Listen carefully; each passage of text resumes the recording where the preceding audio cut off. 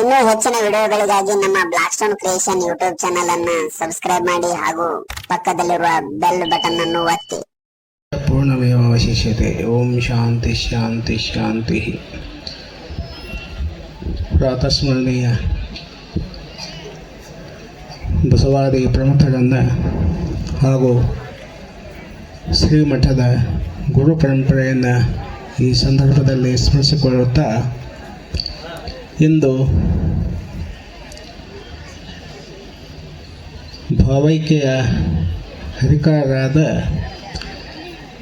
ಜಗದ್ಗುರು ಫಕೀರ ಶಿವಯೋಗಿಗಳವರ ಜಾತ್ರಾ ಮಹೋತ್ಸವದ ನಿಮಿತ್ತವಾಗಿ ಶ್ರೀಮಠದ ಆವರಣದಲ್ಲಿ ಹಮ್ಮಿಕೊಂಡಿರತಕ್ಕಂಥ ಉತ್ತಮರ ಮನೆತನ ಎಂಬತಕ್ಕಂಥ ಸಾಮಾಜಿಕ ನಾಟಕದ ರಂಗ ಭೂಮಿಯ ಮೇಲೆ ಕುಳಿತಿರುವ ಎಲ್ಲ ಸಮಸ್ತ ಸದ್ಭಕ್ತರೇ, ಈ ನಾಟಕವನ್ನು ಆಲಿಸಲು ಬಂದಿರತಕ್ಕಂಥ ಬೂದಿಹಾಳ ಹಾಗೂ ಸುತ್ತಮುತ್ತಲಿನ ಗ್ರಾಮದ ಸಮಸ್ತ ಸದ್ಭಕ್ತರೇ, ತಾಯಂದಿರೇ, ಕಲಾವಿದರೇ, ತಮ್ಮೆಲ್ಲರಿಗೂ ಶರಣಾರ್ಥಿಗಳು.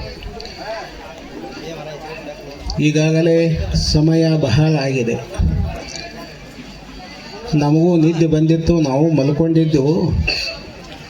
ಮಲ್ಕೊಂಡಾಗ ಕಿರಿಕಿಯ ಬಂದು ಒಬ್ಬರು ಎಬ್ಬಿಸಿದ್ರೆ ಅವ್ರ ಸೌಂಡ್ ಎಷ್ಟಿತ್ತು ಅಂತಂದ್ರೆ ಮೈಕ್ ಹಚ್ಚಿದ್ರೆ ಎಷ್ಟು ಸೌಂಡ್ ಇತ್ತಲ್ಲ ಅಷ್ಟು ಸೌಂಡ್ ಇತ್ತು ಅವನ ಧ್ವನಿ. ಅದು ಯಾರು ಕರೆದ್ರೂ ಗೊತ್ತಾಗಲಿಲ್ಲ ನನಗೆ.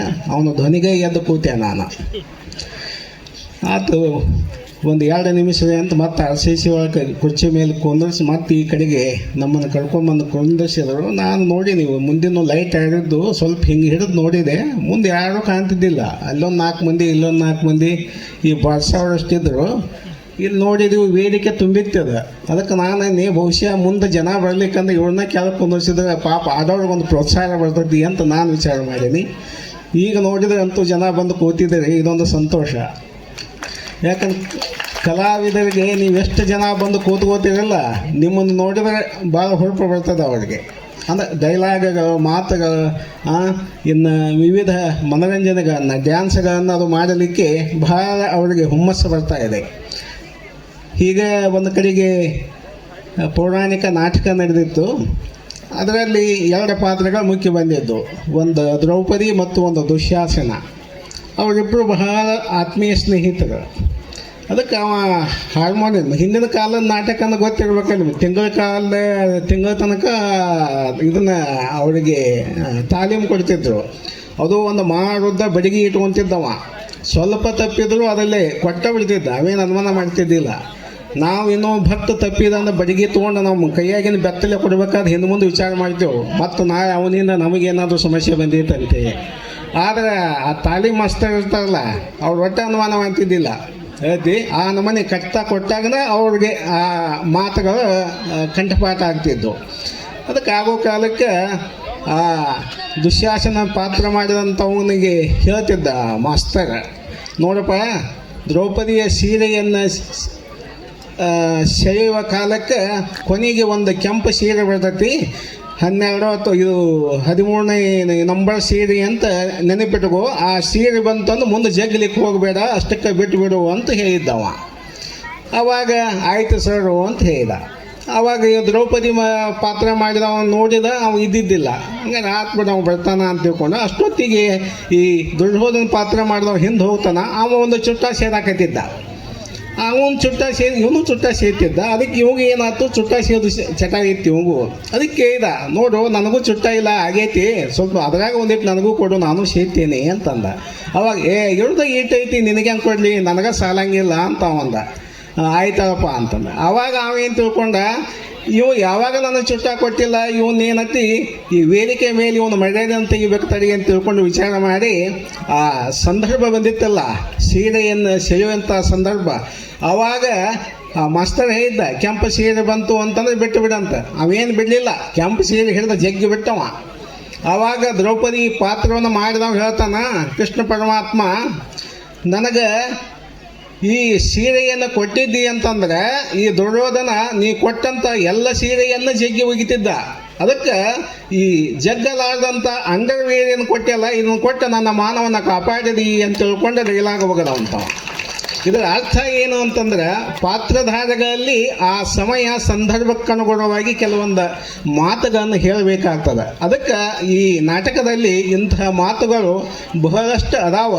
ನೀವೆಲ್ಲ ಶಾಂತ ರೀತಿಯಿಂದ ಕುಳಿತು ಆ ನಾಟಕವನ್ನು ನೋಡಿದ್ರಿ ಅಂತಂದ್ರೆ ನಾಟಕದ ಸತ್ಯಾಂಶ, ನಾಟಕದಲ್ಲಿ ಬರ್ತಕ್ಕಂಥ ಒಂದು ಒಳ್ಳೆಯ ಉತ್ತಮವಾದಂಥ ವಿಚಾರಗಳು ನಿಮ್ಮ ಮನಸ್ಸಿಗೆ ಮೂಡ್ತಾವ ಎಂಬತಕ್ಕಂಥ ಮಾತನ್ನು ಈ ಸಂದರ್ಭದಲ್ಲಿ ಹೇಳಲಿಕ್ಕೆ ಇಚ್ಛಾಪಡ್ತಾ ಇದ್ದೇವೆ. ಅದೇ ರೀತಿಯಾಗಿ ಪ್ರತಿ ವರ್ಷವೂ ಕೂಡ ಬೂದಿಯಹಾಗ ಸುತ್ತಮುತ್ತಲಿನ ಗ್ರಾಮದ ಸಮಸ್ತ ಸದ್ಭಕ್ತರು ತಾವೆಲ್ಲರೂ ತನುಮನ ಧನದಿಂದ ಈ ಶಿವಯೋಗಿಗಳ ಜಾತ್ರೆಯನ್ನು ನೀವೆಲ್ಲ ನಿರಂತರವಾಗಿ ಮಾಡಿಕೊಂಡು ಬರ್ತಾ ಇದ್ದೀರಿ. ಈ ಮಠದ ಜಾತ್ರೆ ನಡೆದಿತ್ತು ಅಂತಂದ್ರೆ ನಿಮ್ಮೆಲ್ಲರ ಸಹಾಯ ಸಹಕಾರ. ಈ ಜಾತ್ರೆಯಲ್ಲಿ ಮಠದ ದುಡ್ಡು ಯಾವುದೂ ಬಳಕೆಯಾಗೋದಿಲ್ಲ. ಇದು ಒಂದು ನಿಮಗೆ ನೆನಪಿರಲಿ. ನೀವೇನು ಮಠಕ್ಕೆ ಕಾಳು ಕಡಿ ಧನವನ್ನು ಈ ಮಠಕ್ಕೆ ಏನು ಕೊಡ್ತಾ ಇದ್ದಾರಲ್ಲ ಅದರಿಂದನೇ ಈ ಪ್ರತಿಯೊಂದು ಕಾರ್ಯಕ್ರಮಗಳು ನಡೀತಾ ಇದ್ದಾವೆ. ಅಷ್ಟಲ್ಲದೆ ಬೂದಿಹಾರ ಗ್ರಾಮದ ಯುವಕ ಸಂಘದವರು ಒಂದು 4-5 ಯುವಕ ಸಂಘವನ್ನು ಮಾಡ್ಕೊಂಡಿದ್ದಾರೆ. ಆ ಯುವಕ ಸಂಘದವರು ಪ್ರತಿಯೊಂದು ಕಾರ್ಯಕ್ರಮಗಳನ್ನು ವರ್ಷದಿಂದ ವರ್ಷಕ್ಕೆ ಅವ್ರು ಗೆಸ್ಟ್ಗಳನ್ನು ಎಲ್ಲಿ ತೊಗೊಂಡ್ಬರ್ತಾರೋ ಎಲ್ಲಿ ಹುಡುಕಾಡ್ತಾರೋ ನನಗಂತೂ ಗೊತ್ತಿಲ್ಲ.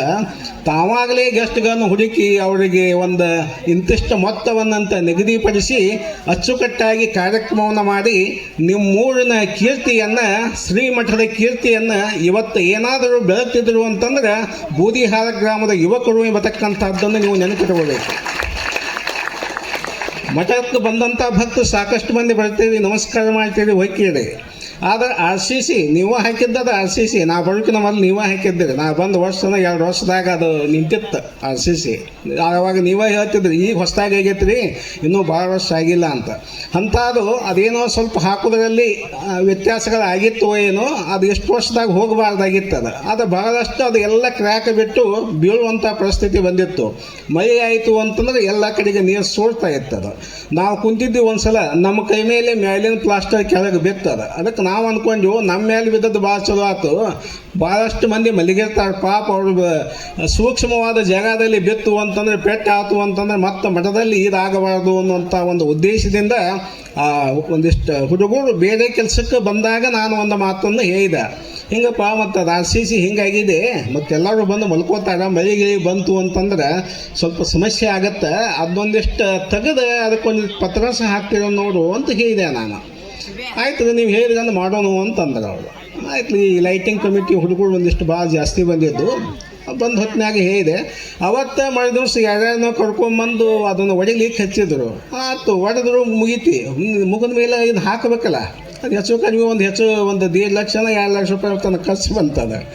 ಅದಕ್ಕೆ ನಾನಂತೂ ಏನು ಅವ್ರಿಗೇನು ರೊಕ್ಕ ಕೊಟ್ಟು ನನ್ನ ಕೈ ಅಂತೂ ಖಾಲಿ ಆಗಿದ್ದಪ್ಪ. ಆಗ ಇವು ಕೈನೂ ಬಾಗಲ ಕಿಟಕಿ ಕುಂತಿಲ್ಲ, ಅವ ಹಂಗೆ ನಿಂತಾವು. ಇನ್ನು ಇದಕ್ಕೆ ಎಲ್ಲಿ ರೊಕ್ಕ ಕೊಡಲಿ, ನೀವೋ ಇನ್ನಿಷ್ಟು 1-2 ಪತ್ರಾಸ ಕೊಟ್ಟು ಅದನ್ನೇನತಿ ಭರ್ತಿ ಮಾಡ್ರಪ್ಪ ಅಂತ ಹೇಳಿ ಕಳಿಸಿದೆ ನಾನು. ಆಯ್ತು ಅಷ್ಟೇ ಮಾಡೋಣ ಅಂತ ತಿಳ್ಕೊಂಡು ತಾವು ಹಾಕುವುದಲ್ಲ, ಮತ್ತು ಊರಾಗ ದಾನಿಗಳಿಂದ 1-2 ಒಂದಿಷ್ಟು ಸಿಮೆಂಟು ಇಟ್ಟಂಗೆ ಏನೇನೋ ಗದ್ದಲ ಮಾಡಿ ಇವತ್ತು ಅದು RCCಯನ್ನು ಯಾರೇ ಮಳೆ ಬಂದರೂ ಸಹಿತ ಕುತ್ಕೋಲಿಕ್ಕೆ ಒಂದು ಚಾಟ್ ಅಂದರೆ ಒಂದು ನೆಲೆಯನ್ನು ಮಾಡಿದ್ದಾರೆ. ಅದಕ್ಕೆ ಇದನ್ನು ಯಾಕೆ ಹೇಳ್ತಾ ಇದ್ದೇನೆ ಅಂತಂದರೆ, ಗ್ರಾಮದ ಭಕ್ತರು ಅಂದರೆ ಮಠದ ಭಕ್ತರಾದಂಥವರು ಮಠದ ಸಮಸ್ಯೆಗಳು ಏನದಾವ ಅನ್ನೋದು ಅರಿತುಕೊಂಡು ನಡಿಬೇಕು ಎಂಬತಕ್ಕಂಥ ಮಾತನ್ನು ಹೇಳಲಿಕ್ಕೆ ಇಚ್ಛಾಪಡ್ತಾ ಇದ್ದೇನೆ. ಯಾಕಂದ್ರೆ ಈ ಮಠಕ್ಕೆ ಬಹಳಷ್ಟು ರಾಜಕಾರಣಿಗಳು ಬರ್ತಾರ ಹೋಗ್ತಾರೆ. ಯಾವ ರಾಜಕಾರಣ ಈ ಮಠಕ್ಕೆ ಏನು ಕೊಟ್ಟಿಲ್ಲ ರೊಕ್ಕನ. ಬೇರೆ ಮಠಕ್ಕೆ ಹೋಗಿ ನೀವು MLA ಬಂದು ಕುಂತ ಏನಾಗೈತಿ ಹೇಳಿದ್ರೆ ಸ್ವಾಮಿಗಳು ನಾ ಯಾ ಕೆಲಸ ಮಾಡಿಸ್ತೀನಂತ ಎಲ್ಲರೂ ಅಲ್ಲೇ ಕಳಿಸಿ ನಿಂತು ಮೆಟ್ಟಿದ ಮ್ಯಾಗ ಹೇಳ್ತಾನೆ, ನನಗೇನು ಕಮಿಷನ್, ನನ್ನ ಬರೋ ಕಮಿಷನ್ ಸಹಿತ ಮಠಕ್ಕೆ ಹಾಕಿನಿ ಅಂತ ಹೇಳ್ತಾನೆ.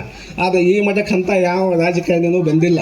ನಿಮಗೆ ಈ ಮಾತು ಯಾಕೆ ಹೇಳಕತ್ತೀನಿ ಅಂತಂದ್ರೆ, ನಿಮ್ಮ ಮಠ ಬೆಳಗಬೇಕಾಗಿತ್ತು ಅಂತಂದ್ರೆ ಇವತ್ತು ನೀವು ಸಣ್ಣ ನಿಮ್ಮದೊಂದು ಮೊತ್ತದ ಕಾಣಿಕಾನ ಇರ್ಬೋದು, ಆ ಮೊತ್ತದ ಕಾಣಿಕೆಯಿಂದ ಇವತ್ತು ಮಠ ಬೆಳಗಲಿಕ್ಕೆ ಹತ್ತಿದೆ. ಅದಕ್ಕೆ ಈ ಮಠವನ್ನು ಬೆಳಗಬೇಕಾದ್ರೆ ನಾನು ಕಾರಣೀಭೂತಲ್ಲ, ಆ ಮಠದಲ್ಲಿ ಇರತಕ್ಕಂಥ ಕರ್ತೃತ್ವ ಶಕ್ತಿ, ಆ ಶಕ್ತಿ ಭಕ್ತರ ಮನಸ್ಸಿನಿಂದ ಮೂಡಿ ಮತ್ತೆ ಮಠಕ್ಕೆ ಬರ್ತಾ ಇರಲ್ಲ, ಇದೊಂದು ದೊಡ್ಡ ಶಕ್ತಿ. ಅದಕ್ಕೆ ಈ ಮಠದ ಒಂದು ತಾವು ಏನು ಬೂದಿ ಹಾಳಾತು ಈ ಸುತ್ತಮುತ್ತ ಬಹಳಷ್ಟು ಒಂದಿಷ್ಟು ಗ್ರಾಮಗಳು ಅದಾವ. ಈ ಭಕ್ತರೆಲ್ಲ ಏನೈತಿ ಮಠಕ್ಕೆ ನಾವು ಭಿಕ್ಷಕ್ಕೆ ಹೋಗ್ಲಿಕ್ಕೆ ಅಂತಂದ್ರೆ ಅವ್ರು ಕೇಳ್ತಾರೆ, ಯಾಕೋ ಬೂದಿಯಾಳಜವ್ರು ಈ ಸಲ ಮಠಕ್ಕೆ ಭಿಕ್ಷಕ್ಕೆ ಬರಲಿಲ್ಲಲ್ಲ ಅಂತ. ಈ ರೀತಿ ಒಂದು ಶ್ರದ್ಧೆ ಇಟ್ಕೊಂಡಂಥ ಭಕ್ತರದಾಗ ನಿಮ್ಮೆಲ್ಲರ ಸಹಾಯ ಸಹಕಾರ ನಿರಂತರವಾಗಿ ಈ ಮಠದ ಮೇಲೆ ಇರಲಿ ಎಂಬತಕ್ಕಂಥ ಮಾತನ್ನು ಈ ಸಂದರ್ಭದಲ್ಲಿ ಹೇಳಲಿಕ್ಕೆ ನಾನು ಇಚ್ಛಾಪಡ್ತಾ ಇದ್ದೀನಿ. ಇವತ್ತು ಈ ನಾಟಕವನ್ನು ಬೂದಿಹಾಳ ಗ್ರಾಮದ ಯುವಕರು ತುಂಬ ಚೆನ್ನಾಗಿ ಕಲಿತು ಮಾಡ್ತಾ ಇದ್ದಾರೆ.